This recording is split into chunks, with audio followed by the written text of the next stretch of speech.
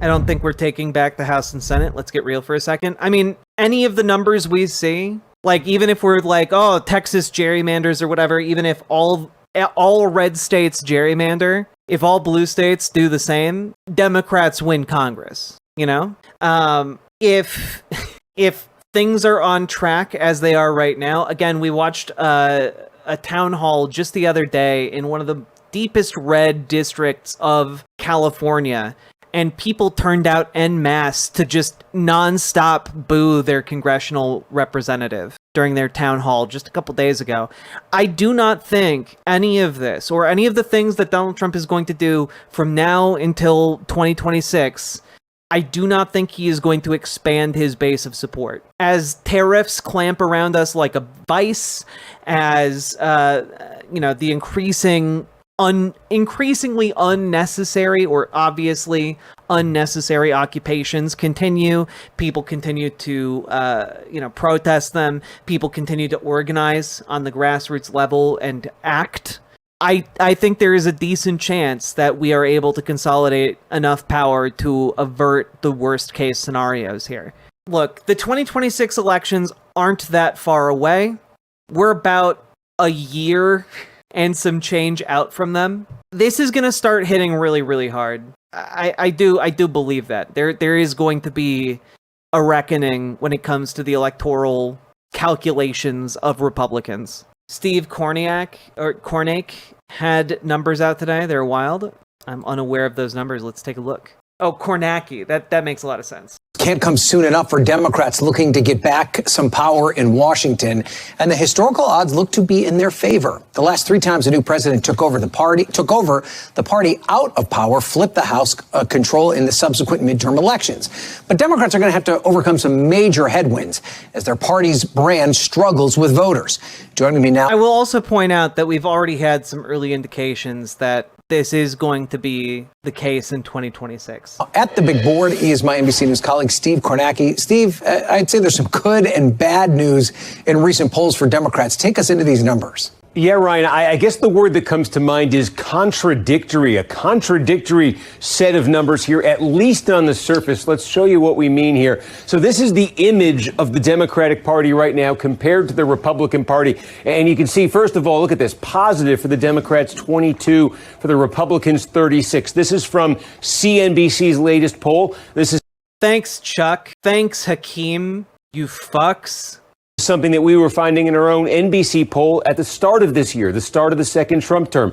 Democrats much less popular, more unpopular than Republicans. And again, at 22% positive, 55. I don't know. The less positive people get on the Democrats, I think the more willing Democratic politicians are to play dirty. % negative. You're looking at some of the worst numbers the Democratic Party has had in terms of its image in decades. So this is about as bad as it's gotten for the Democrats. And yet, when I say contradictory numbers, this is what I mean. From this new CNBC poll, they asked about which party you'd like to see control Congress after the 26 midterms.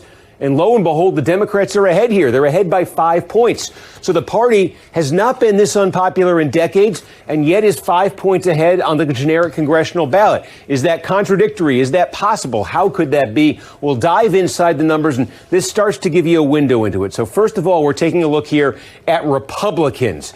Republicans' view of their own party. This is what you normally expect. It's overwhelmingly positive. About 3 in 4 Republicans with a positive view of the Republican Party, single digits negative. There are some neutral. Now take a look at Democrats here. Totally different story. Totally atypical story. We're not used to seeing voters feel this way about their own party. Less than half of Democrats have a positive view of the Democratic Party. A majority of Democrats have either a negative or neutral view of their own party. So that's why the Democratic number is so low, so particularly low. There's dissent within the Democratic Party. But the key for Democrats right now, when you look at that generic ballot number I just showed you, is these are not voters. These voters who are dissatisfied with the Democratic Party, they're not defecting when it comes to the midterm election, at least not right now. Again, let's show you. This is the generic ballot. Democrats by 5 points. Break it down 2 ways here. These are the folks who make up the 49% who say they'd like Democrats to control Congress.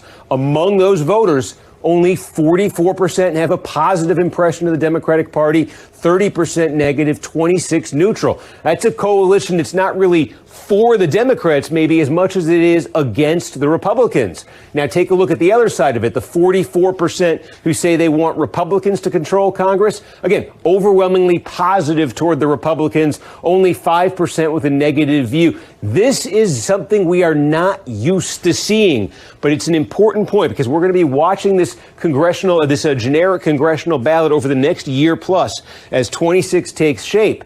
Democrats want to see that generic ballot stay at this level, even be higher. This is important to keep in mind.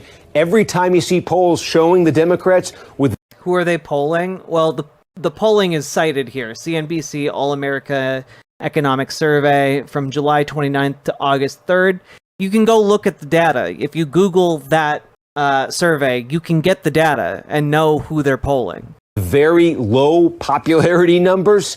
It doesn't necessarily mean, that's what these numbers are telling us, doesn't necessarily mean that they can't still win the House despite being incredibly unpopular. Yeah, so to break it down in a slightly different, maybe more approachable way, basically, even though most Democrats hate or are indifferent towards the Democratic Party, the majority, the largest portion of the electorate still wants Democratic control of Congress, right? And what that means is this 44% number is the Republican ceiling. Like, we pull it aside here, pull him aside here. Like, you're not going to get much more than a 16% neutral, 5% negative rating. You're at almost 80% positive favorability for Republicans as a whole, right? That 44% right there is the ceiling for how much they can get in this type of a congressional control poll. What we're seeing here is that Democrats could do something to become popular and reach an even higher majority. Does that make sense? In a way, this is both a depressing reminder of our current moment, but also a reminder that if Democrats actually stepped up to the moment, we can actually make that 49% a 55%, a 60%. Okay? Like, we're talking like this could massively shift. But Democrats have to try, and that's hard. That's true. That's true. I do have some additional polling that you guys might appreciate. This is coverage courtesy of City and State New York, but this is pretty great. Mamdani, however, in Sienna's first polling data about the general election for the New York City mayor, although the sample size was small, New York City voters made up only 317 voters included in the overall statewide pool for a margin of error of 6.7%.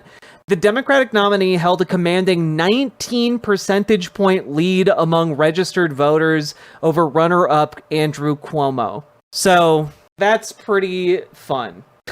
Democrats are fuming mad. Democratic leadership isn't fighting. The grassroots Dems have shifted left drastically, but not leadership.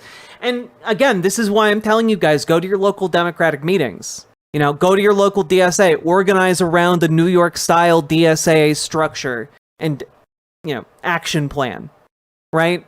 Because what needs to happen is more Zohran Mamdani. What needs to happen is more Zohran Mamdani. What needs to happen is more candidates, largely from the grassroots, willing to stand up and say, fuck you, to both establishment Democrats and the Trump administration. We need people who are willing to stand up and fight. We need people who are willing to actually have ideological disagreements with the establishment and fight for their point of view. Fight for better policy. Okay? Yeah, Omar Fateh is great. He's great. And we got him because of DSA in the Twin Cities DSA. All right? A lot of work is being done in the grassroots on the local level to get better and better politicians. And that is also how you make yourself and your neighbors safer on the local level. That is how you make yourselves safer. You do not make yourselves safer by isolating yourselves or by foregoing electoral politics. That is simply not how that works in our current time. Community is key. Yeah, I don't know. I don't tolerate a holier than thou mentality towards organizing. I don't tolerate like this idea that we're fucked, we're cooked. So many people at so many other points in history have been so much more fucked than we are right now. Like where we are right now, I'm asking you guys to go to goddamn meetings. It's not a big ask. A lot of those meetings you can attend online. I went from being depressed and doomer to being angered and motivated. Hell yeah, the new nobodies. That's what I like to see. Like, keep in mind, our enemies are like a doddering old man who can't even string a coherent sentence together if he's not reading a teleprompter. And, you know, cowards in the Democratic establishment who wouldn't lift a finger to save, like, a small child's life. All right? These are cowards, these are charlatans, they are weak, and they need to be replaced. So get out and do the work. If you're feeling depressed, if you're feeling hopeless, do the things that spur hope. Do the things that build strength. Go to your local organizing meetings with DSA, with Working Families Party, with like your local Dems, with your local soup kitchen. I don't give a shit. But organize locally and do what you can to build up that local power that you can then and figure out a way to translate that into action on the local level. Figure out a way to translate that organizing work into going to the city council meeting and getting shit done. Because you can do that. You, listening, watching right now, you can do that. A July poll of 1,453 New York City residents conducted by Zenith Research and Public Progress Solutions found Mamdani leading his opponents by double digits in the crowded five-way mayoral race, commands over 50% of the vote, even outpacing well-known figures like former New York Governor Andrew Cuomo. Mamdani also enjoys the backing of 85% of the young men, a level far above any other candidate. Have we discovered the Joe Rogan of the left? Crazy. Who knew that being the Joe Rogan of the left was just not being a fucking creep and having some basic social skills while talking about socialism? Who knew? Every one of us has the power. Exactly, Red Bomber. You get it. Riverboat Jack is coming to town. All the viewers gather around. Twitch and YouTube and swishy streams. All that content is bursting the scenes. Politics, being plenty more. Your sense of fashion you'll adore. So grab your stuff and hop aboard. We're going straight to Jack's Discord.